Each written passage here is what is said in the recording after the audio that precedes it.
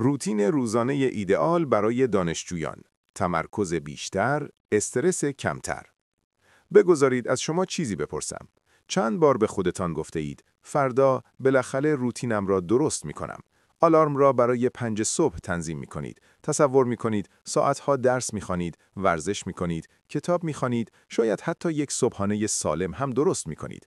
اما فردا می رسد و چه اتفاقی می افتد؟ دکمه چرت زدن را می زنید، اسکرول می کنید، به تأخیر می اندازید و ناگهان دوباره شب شده است. اگر این وضعیت برایتان آشناست، نگران نباشید. شما تنها نیستید. هر دانشجویی با روتین‌ها درگیر است. اما خبر خوب اینجاست. به محض اینکه بر روتین روزانه خود مسلط شوید، تمرکز بیشتر، انرژی بیشتر و حتی وقت آزاد بیشتری برای خودتان خواهید داشت. بنابراین در این ویدیو من قرار است روتین روزانه ایدئال را برای دانشجویان به شما بدهم. نه یکی از آن برنامه‌های مطالعاتی دیوانه‌وار 18 ساعته که شما را بدبخت می‌کند، بلکه یک روتین متعادل که واقعاً در زندگی واقعی کار می‌کند. تا پایان با من بمانید، زیرا من همچنین قرار است روانشناسی عادتها و برخی نکات زندگی واقعی را که دانشجویان برای افزایش تمرکز، غلبه بر اهمالکاری و لذت بردن از روز خود استفاده می‌کنند به اشتراک بگذارم. بیایید شروع کنیم. چرا داشتن روتین مهم است؟ اول بیایید در مورد اینکه چرا داشتن یک روتین اصلاً مهم است صحبت کنیم. به تلفن همراهتان فکر کنید. بدون شارژر، بدون بروزرسانی، بدون اجرای روان برنامه‌ها، بلا استفاده می شود. مغز شما نیز همینطور است. بدون استراحت، انرژی و ساختار مناسب، ذهن شما از کار می افتد. حقیقت این است که دانشجویان به دلیل باهوش نبودن شکست نمی‌خورند. بیشتر آنها شکست می‌خورند زیرا نمی‌دانند چگونه وقت خود را ساختاردهی کنند. آنها یا بیش از حد کار می‌کنند و فرسوده می‌شوند یا کم کار می‌کنند و عقب می‌افتند. به همین دلیل است که یک روتین روزانه متعادل مانند سیستم عامل شماست. شما را ثابت قدم، هوشیار و بدون استرس نگه می‌دارد. انضباط بر انگیزه پیروز می‌شود. شما همیشه حس و حال درس خواندن نخواهید داشت، اما اگر روز شما درست طراحی شده باشد، روتین شما را به پیش خواهد برد. روتین صبحگاهی، شروع آرام، تمرکز قوی. 1. بیدار شدن. بگذارید سابق باشیم. بیشتر دانشجویان یا آلارم‌هایی تنظیم می‌کنند که هرگز با آنها بیدار نمی‌شوند یا 10 آلارم تنظیم می‌کنند و باز هم در نهایت ساعت 9 صبح بیدار می‌شوند. اما حقیقت این است. لازم نیست خودتان را با یک روتین 4 صبح شکنجه دهید. بیدار شدن بین 5:30 تا 7 نقطه طلایی است. چرا؟ چون دنیا ساکت است. هیچ نوتیفیکیشن، هیچ سر و صدایی، هیچ کس چیزی از شما نمی‌خواهد. فقط شما هستید و افکارتان. و اشتباهی که بیشتر دانشجویان مرتکب می‌شوند اینجاست. اولین کاری که بعد از بیدار شدن انجام می‌دهند، چک کردن تلفن، اینستاگرام، پیام‌های اسنپ چت است. این مانند دعوت از 50 غریبه تا قبل از اینکه حتی دندانهایتان را مسواک بزنید، افکارشان را در مغز شما سرازیر کنند. به جای آن، بلند شوید، دستهایتان را بکشید و آب بنوشید و پنجره‌تان را باز کنید و بگذارید نور طبیعی به چشمانتان بخورد. این به مغزتان سیگنال می‌دهد که به طور طبیعی بیدار شود. و فقط برای 2 دقیقه نفس بکشید، بدون عجله، بدون وحشت، زیرا نحوه شروع صبح شما لحن کل روزتان را تعیین می‌کند. اگر با هرج و مرج شروع کنید، تمام روز احساس آشفتگی خواهید کرد. اگر با آرامش شروع کنید، احساس کنترل خواهید داشت. 2. حرکت سبک. بیشتر دانشجویان فکر می‌کنند من وقت ندارم صبح ورزش کنم. اما من از شما نمی‌خواهم ساعت 6 صبح به بادگاه بروید. فقط 5 دقیقه کشش، یوگا یا چند حرکت شنا یا حتی راه رفتن در اتاق. به آن مانند روشن کردن وایفای قبل از شروع مرور اینترنت فکر کنید. بدن شما روتر است، مغز شما دستگاه. اگر بدن بیدار نشود، مغز به درستی وصل نمی شود. حرکت سبک در صبح جریان خون را بهبود می بخشد که به معنای اکسیژن بیشتر برای مغز شماست. شما واقعاً آنچه را که مطالعه می کنید درک می کنید و به خاطر می آورید، به جای اینکه فقط به صفحه خیره شوید. 3. صبحانه و هایدراسیون.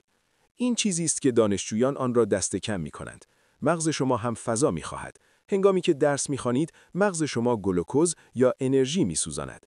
اگر صبحانه را حذف کنید، مغز شما با باک خالی کار می کند. به همین دلیل است که در طول کلاس صبحگاهیتان احساس خستگی، کج‌خلقی یا خواب‌آلودگی می کنید. بنابراین صبحانه را ساده بکشید، مانند بانان به همراه جو 2 سر یا تخم مرغ به همراه توست یا حتی یک اسموتی. نیازی نیست رژیم غذایی فانسی داشته باشید، فقط چیزی سبک اما سیر کننده. و آب را فراموش نکنید، مقدار زیادی از آن بنوشید. اینجا یک حقیقت وجود دارد. کم آبی تقریباً دقیقاً شبیه خستگی است. بنابراین دفعه بعد که فکر می کنید من تنبلم، شاید اینطور نباشد. شاید بدن شما فقط فریاد میزند به من آب بده. 4. جلسه مطالعه صبحگاهی. تمرکز عمیق. اکنون قدرتمندترین بخش صبح شما فرا میرسد، یعنی مطالعه. اینجا قانون طلایی است. مغز شما در صبح تیزترین حالت را دارد.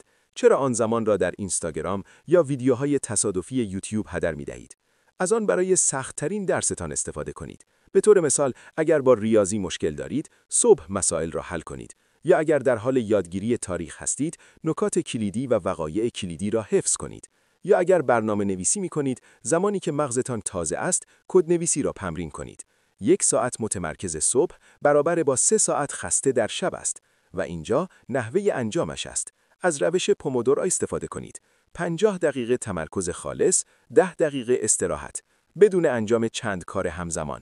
بدون تلویزیون در پس زمینه. بدون اسکرول بی‌پایان لیست پلیلیست. فقط کار عمیق. و در طول استراحت 10 دقیقه‌ای به تلفنتان دست نزنید. بلند شوید، کشش دهید، آب بنوشید و بیرون را نگاه کنید.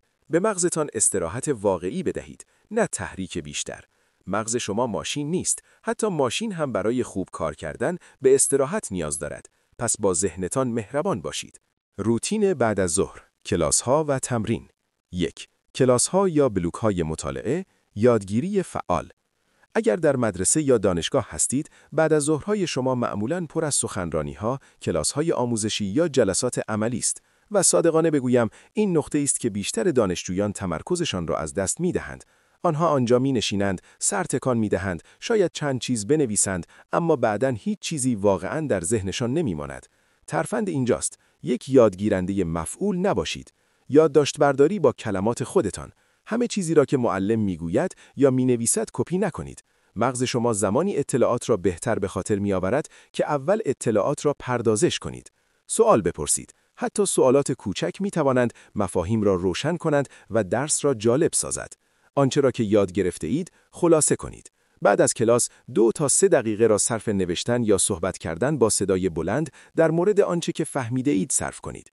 این عادت کوچک مرور بعدی را بسیار آسانتر می کند. مانند یادگیری چیزی برای بار دوم بدون تلاش اضافی. به این صورت فکر کنید. یادگیری فعال مانند کاشتن زر است. هرچه مراقبت و توجه بیشتری داشته باشید، درک شما قوی‌تر می شود. یادگیری مفعول مانند ریختن ذره روی زمین خشک است. بیشتر آن قداو نمی کند. 2. ناهار و استراحت قدرت. بازنشانی. بعد از چند ساعت کلاس، مغز و بدن شما خسته‌اند. و کاری که بیشتر دانشجویان می کنند این است که یک نهار سنگین و چرب می خورند و سپس روی کاناپه ولو می شوند یا تلفنشان را اسکرول می کنند. وعده‌های سنگین انرژی شما را به حالت هضم می فرستند. بدن شما کند می شود، مغز شما آهسته می شود و ناگهان احساس خواب‌آلودگی می کنید، حتی اگر تازه نهار خورده باشید. این چیزی است که به جای آن کار می کند. غذای سبک و نگهی بخورید. یک وعده کوچک پروتئین مانند تخم مرغ، عدس یا مرغ، مقداری سبزی یا فایبر عالی است. از نوشیدنی‌های شکری یا غذاهای سرخ شده پرهیز کنید. آنها یک اوج انرژی سریع می‌دهند، اما بلافاصله پس از آن یک سقوط بزرگ می‌آید. بعد از نهار یک شارژ مجدد کوچک به مغزتان بدهید. یک چرت خفیف 15 تا 20 دقیقه‌ای بزنید. زیاده روی نکنید وگرنه احساس کسلگی خواهید کرد. اگر چرت زدن برای شما مناسب نیست، یک پیاده‌روی سریع در بیرون انجام دهید. حتی 10 دقیقه هوای تازه مغز و بدن شما را بیدار می‌کند. این مانند زدن دکمه بازنشانی است. مغز شما ساعت هاست که دارد یاد می‌گیرد.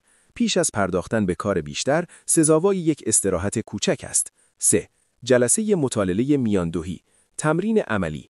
اکنون به بخش دشوار می‌رسیم، یعنی رکود بعد از ظهر بعد از نهار، یعنی افت انرژی و حواس درگیری. و وسوسه انگیز است که تلفنتان را اسکرول کنید یا فقط به کتاب‌هایتان خیره شوید. به جای مبارزه با این، باهوشانه از آن استفاده کنید. بعد از ظهر برای کارهای مبتنی بر تمرین عملی عالی است، نه تئوری سنگین. مسائل ریاضی را حل کنید. تمرینات را انجام دهید یا از سوالات امتحانات گذشته استفاده کنید. با فلش کارت ها مرور کنید یا خلاصه های کوچک از نکات کلیدی تهیه کنید. مقالات، گزارشات یا هر چیزی که به انجام عملی نیاز دارد به جای راه خواندن مفعول بنویسید. ایده ساده است. چون مغز شما در بعد از ظهر صلب‌تر است، آن زمان را برای کارهای سخت با تمرکز بالا هدر ندهید. روتین اشامی: حرکت، خلاقیت و مرور. 1. حرکت. تسکین استرس. بیایید واقع بین باشیم. بعد از یک روز طولانی کلاس و مطالعه، بدن شما سنگین و مغز شما فرسوده است. دقیقاً به همین دلیل است که حتی 20 تا 30 دقیقه حرکت می‌تواند احساس شما را به طور کامل تغییر دهد. لازم نیست به بادگاه بروید یا وزنه بزنید. آن را ساده نگه دارید. فوتبال، بسکتبال، بدمینتون یا هر ورزشی که از آن لذت می‌برید بازی کنید. برای یک دو سرعت یا پیاده‌روی سریع در بیرون بروید. حتی رقصیدن با آهنگ‌های مورد علاقه‌تان در اتاقتان